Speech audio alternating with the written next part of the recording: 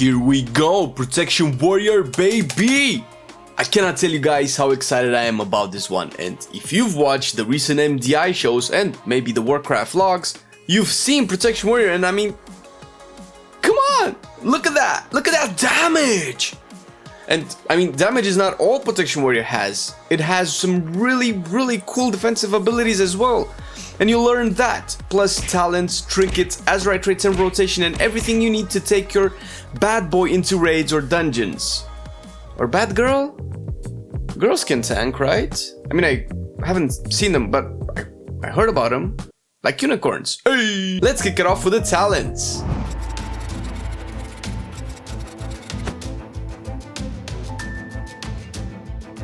For better or worse, Protection Warrior has really one main talent build, with a single row that can change depending on your preference, though there won't be anything keeping you from experimenting, and certain choices can matter depending on your gear and playstyle. But let's check the main build that will take you through both raids and dungeons.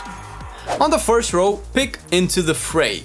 Haste is the biggest thing Prot Warriors need, and this talent will proc even if allies are around you, so you should have it at max stats at all times.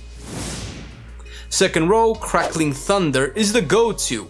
It increases the radius of Thunderclap, and if you haven't been paying attention, Thunderclap is pretty important for Prot Warriors, and we will go into more details later on.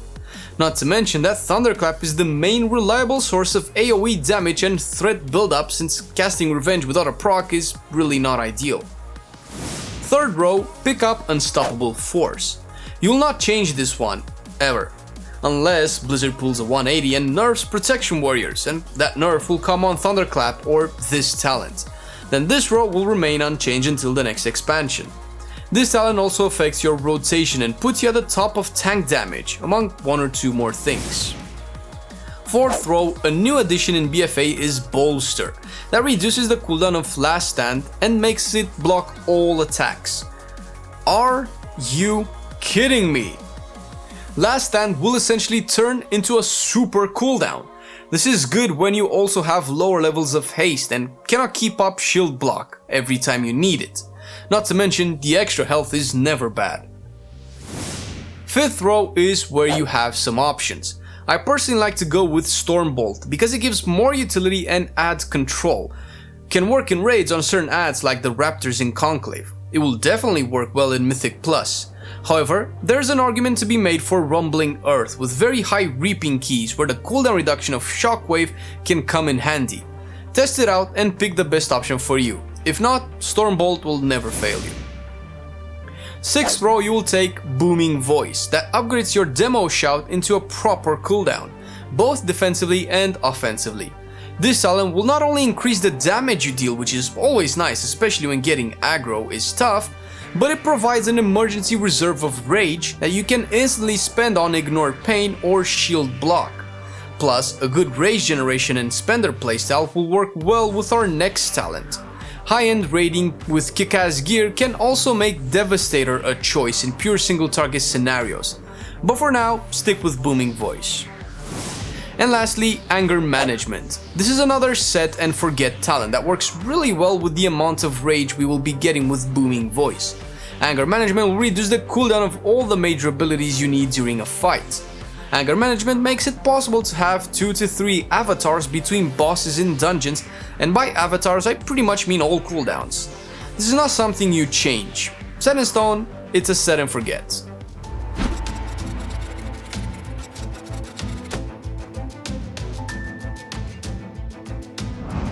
When it comes to stats and gear and such, you cannot sim your tank. Tanking is not something we can properly simulate, and I like it that way. I think simming takes away part of character build-up. As such, the best way is to play and see where the stats fit in and how you like them. There is a general ranking, of course, and if you cannot be bothered min-maxing the best gear possible, then always take the highest eye level piece. If you are stuck between two gear pieces with the same eye level, the step priority you should be following as a default is haste first and always, higher than even strength when considering buffs.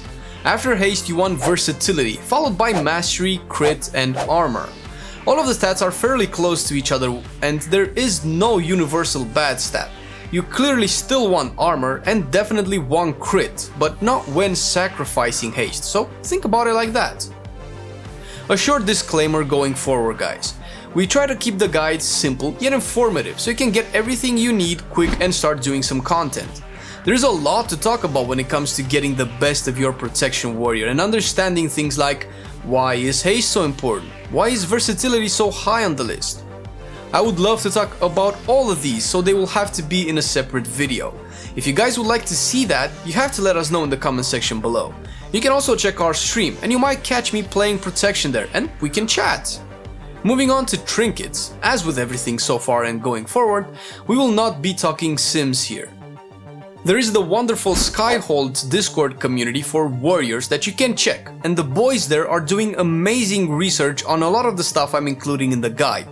Let's be real, guys, I'm not reinventing the wheel here. Some people are just better at certain things than I am. Not at being single though, hey! Before the trinkets, the main rule is that you want trinkets that provide a big stat boost, preferably haste or strength. There are a few I want to recommend though, but that doesn't mean you cannot play without them. For raiding, there are 3 main trinkets I noticed are outperforming the rest, and in no particular order, let's check them out. The first one is Vial of Animated Blood from the Unbound Abomination in Underrot. It's an unused trinket with a massive strength boost, meaning you can pair it up with your other cooldowns for extra bursts of damage or survivability when needed. Second trinket is Rage, that drops from Mechatorque. Again, an unused trinket with a fairly low cooldown that aligns with your other abilities, this time with a haste boost. Third trinket is Rizan's Gleaming Eye from, well, Ataldazar. Proc chance trinket giving you haste for 15 seconds, pretty straightforward here.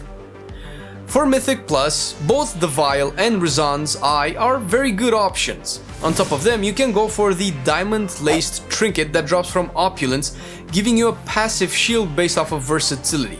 And since versatility is high on our stat list, there's a chance you'll have quite a bit of it when you get this bad boy. Lastly, you can aim to get the Gore-Crusted Butcher's Block from Waycrest Manor. This one has a crit proc which works better in dungeons due to how crit functions, as a parry increaser and burst damage boost when fighting large packs of mobs, especially reaping. Moving on to Azurite traits. The best one to have by far, and you only want one of these, is Deafening Crash. This is the trait that put protection warriors on the map both in raiding and in dungeons, but specifically in dungeons. This trait was already nerfed in the past and is still the best trait for us for all forms of content. But narrowing down to raids, you want to add on top of that as many Bastions of Might as you can. The trait is pretty self-explanatory. Avatar is something you'll be using a lot, and any stat buff that runs for 20 seconds or so is a major gain in any situation. Fill in the rest with Treacherous Covenant and you should have the ideal setup. Since you won't always have just these traits, you can also look at Brace for Impact as a close contender.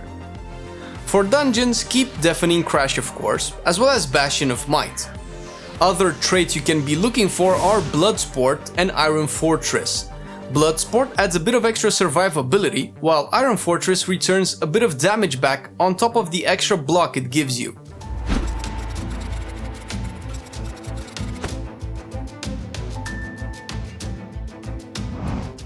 If you have been playing a DPS, you're probably used to a rotation that maximizes your damage output. There isn't an actual rotation for tanks, since tanking is based on responding to a situation. As such, I'll be going over a few abilities you need to use in certain situations, and the rest comes down to you personally and what type of combat you are in. Like I mentioned previously, there are a lot of things I would like to go into for prot that would make this video 45 minutes long, if not longer. So let me know if you guys want an in-depth look at protection, and I'll be on that like a virgin at an anime convention. Two main abilities you need to know are Shield Block and Ignore Pain. Shield Block drastically reduces the damage you take from physical attacks like melee swings and bashes and stuff. Ideally you want this up as much as possible, but you won't, so try to understand your fight, and once you do, and you know the boss will do a few hard-hitting swings, like the blade combo in King's Rest, then you can pop your block and mitigate a lot. Ignore Pain will be your main rage spender next to Shield Block. You won't get infinite shields if you spam it, but if you are tanking tough content relative to your gear, you probably won't ever cap on ignore pain. Let's go over the opener and what you want to essentially do. Start by charging in and casting taunt as you charge. The reason you do this is because the first globals will be spent on cooldowns and mitigation, meaning you will do low damage and you don't want to lose the boss in the DPS group. Pop Avatar, next followed by Shield Block and Shield Slam. Use your demoralizing shout and start your rotation. When it comes to building rage in single target, so you can spend it on your mitigation, you want to use these abilities in this priority order. Shield Slam first, followed by Thunderclap, followed by Revenge procs, and lastly fill in with Devastates to reset Shield Slams. For AoE, building rage rotation follows a similar priority. You always want to Thunderclap first, which should be obvious when you want to keep aggro on more targets. Use Revenge after if you feel the rage is enough to keep ignore pain on you, and most of the times it will, since you get more rage in AoE. Third, you want Shield Slam on cooldown and fill in with Devastates. There's a fine line between casting Revenge for damage and aggro buildup and keeping enough ignore pain to survive, so decide for yourself what is best to spend your rage on. That's pretty much it for the basic rotation. With anger management, you can use your defensive freely, since you will be shaving off a lot of seconds off of their cooldowns, and that again comes down to how fast you are clearing stuff.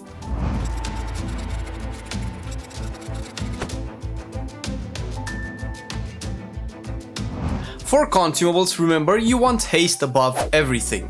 This means using Pack the Face for rings and quick navigation for the weapon.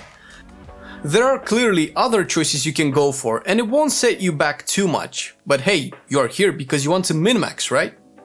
Fill in the sockets with haste gems. Haste will reduce the cooldown on your main rotation abilities and help with rage generation, so having too much haste is never going to be a bad thing for a Prot Warrior. For food, you want to get feasts with priority. The 100 strength buff is really good all around for damage and survivability. Of course, feasts are expensive, so you can always downgrade to a good haste food. When you are running Mythic Plus, you can actually eat honey pot pie, which will slow down ads chasing you, making it easier to kite in higher keys. Lastly, always use the Strength Flask and Battle Potion. It might seem you want the defensive ones, but strength is actually a good source of tankiness. After the buff we got to our Vanguard passive in 8.1. This passive basically grants you extra stamina and armor based off of your strength.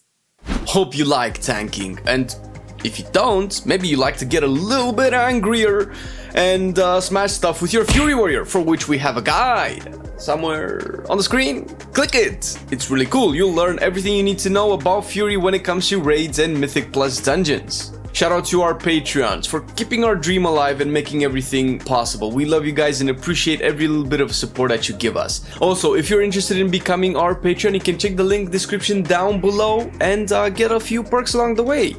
Or maybe you're the shopping type and you go on Amazon, for which we have an affiliate link, and you can check some of our lists in terms of nerdy Warcraft stuff or nerdy desktop PC stuff. Thank you very much for watching the video, and I'll see you guys next time.